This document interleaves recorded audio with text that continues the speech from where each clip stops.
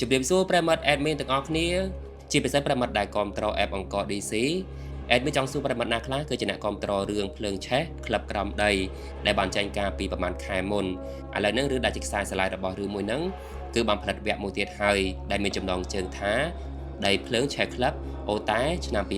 2005បើយើងរំលឹកការពីប្រហែលខែមុនគឺថាវគ្គមួយនេះផ្ទុះខ្លាំងមែនទែននៅក្នុងរោងកុន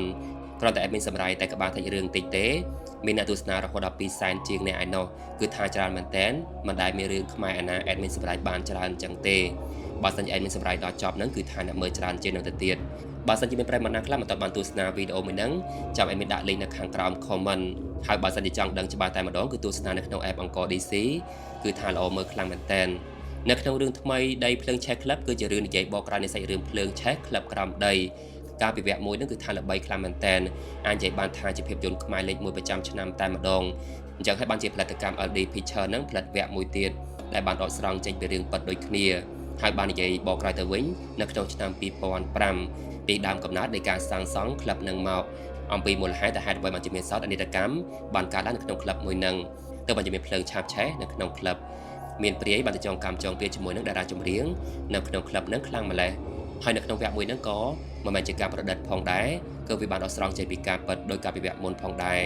នៅក្នុងរឿងដីភ្លើងឆេះក្លឹបហ្នឹងគឺគេនិយាយបកក្រោយទៅវិញនៅការកាប់ដាំឈើយកដីសាងសង់កន្លែងផ្សេង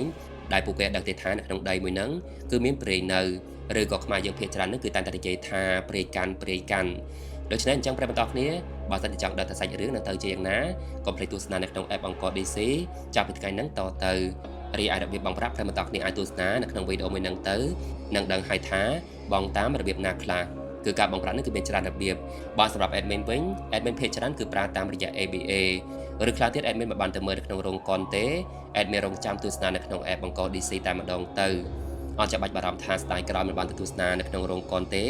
គឺអាចទស្សនានៅក្នុង app អង្គរ DC បាននៅពេលណាក៏បានដែរនិយាយរួមទៅគឺថាសម័យហ្នឹងគឺងាយស្រួលខ្លាំងមែនទែនក្នុងការទស្សនាភាពយន្តក៏ដូចជាគាំទ្រភាពយន្តខ្មែរផងដែរអញ្ចឹងប្រិយមិត្តទាំងគ្នានៅក្នុងវីដេអូរបស់ admin គឺមានតែប៉ុណ្្នឹងឯង admin អត់សង្ខេបសាច់រឿងឲ្យទេចង់ឲ្យប្រិយមិត្តទាំងគ្នាទស្សនានៅក្នុង app អង្គរ DC គឺល្អមើលជាង admin សូមអរគុណខ្លាំងមែនទែនសម្រាប់ប្រិយមិត្តដែលទស្សនាវីដេអូមួយហ្នឹងហើយចូលរួមគាំទ្រភាពយន្តខ្មែរទាំងអស់គ្នាផងដែរដោយសារតែឥឡូវនេះគឺថាភាពយន្តខ្មែររបស់យើងគឺបានដើរលឿនទៅមុខជាងមុនដូច្នេះសូមអរគុណសូមជម្រាបលាបាយបាយអូយទៅមកតែអាណាអញយកសម្ដងម្នាក់ហើយអូយតែអញយកបានម្នាក់ទៀតអញតើយកពួកអញទៅនៅជាមួយអញម្ដងម្នាក់ប្រាសាទនេះជាផ្ទះចាស់ដែលណែធ្លាប់បានរស់នៅនឹងមែនអូនចាបងគ្រូសាខ្ញុំធ្លាប់រស់នៅទីនេះតាំងពីបងណាអត់ទាន់ចែកឋានទៅមេហេតុការណ៍ចុងឆ្នាំ2021ក៏តាក់ទងនឹងផ្ទះនេះដែរចាបងអូនមានដឹងអត់ថាមុននឹងគេក៏កើតក្លឹបហ្នឹងតើទីតាំងហ្នឹងគេធ្លាប់ធ្វើអីពីមុនមកមានដែរដឹងហ៎ចឹងនៅក្នុងឆ្នាំ2005ហ្នឹងខ្ញុំដឹងថាព្រីនៅលើដីហ្នឹងគឺសាហាវខ្លាំងណាស់បងអញ្ចឹងខ្ញុំបានស៊ើបសួរទៅខាងប៉ាម៉ាក់របស់ខ្ញុំអំពីបញ្ហាដែលធ្លាប់កើតឡើងនៅលើដីហ្នឹងក្នុងកំឡុងពេលដែលពួកគាត់បើកជាហូតែលហ្នឹងបងតបមកក៏ព្រីនឹងបានចូលខ្លួនបងស្រីហ្នឹងគាត់ឡើងលើដើមអំបិលទឹកប្រាំងហ្នឹងចងកសម្លាប់ខ្លួនតែម្ដងគាត់គោរពអញហើយចង់សង្កត់អញទៀត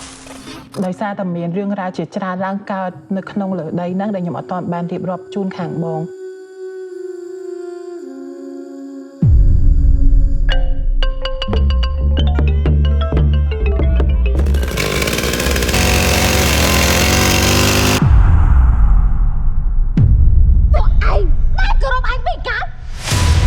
យើងសួរអញច្រើនដងហើយតាតែឯងចង់បានស្អី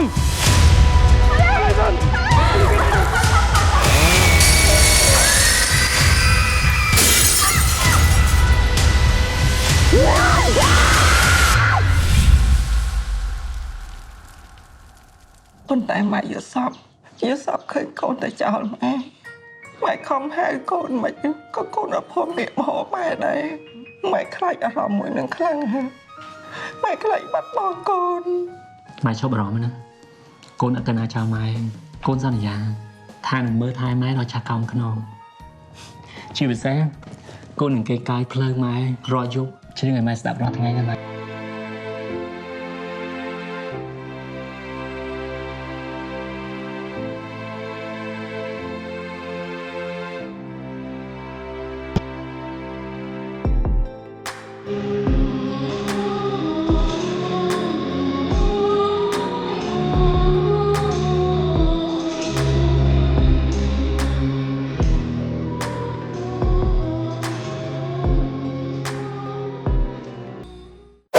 អង្គរ DC ជារោងកុន Digital ដែលមានខ្សែភាពយន្តខ្នាតធំជាច្រើនទាញយកអង្គរ DC តាមរយៈ App Store, Play Store និង App Gallery